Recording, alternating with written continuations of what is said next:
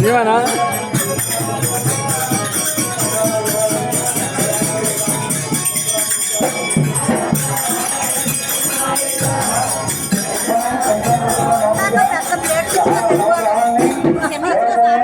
రేపు ఆర్డర్ ఇద్దాం.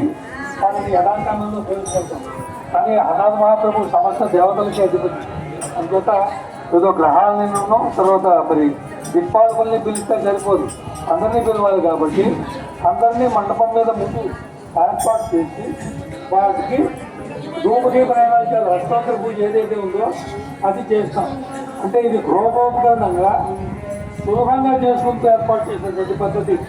ఇది మొత్తం ఎవరైనా చేసుకోవచ్చు, చాలా అనుకూలంగా చేశారు. మొట్టమొదటి ఏం చేయాలంటే పశు గణపతిని తయారు చేసుకోవాలి. పశు గణపతికి అష్టోత్తర పూజ చేయాలి. తర్వాత దేవతలందరినీ ఉద్దేశించి ఒకే ఉండాలి, అష్టోత్తర పూజ చేయాలి. అయిపోయిన తర్వాత ఇప్పుడు మనం వ్రతకల్పంలోకి వెళ్తున్నాం.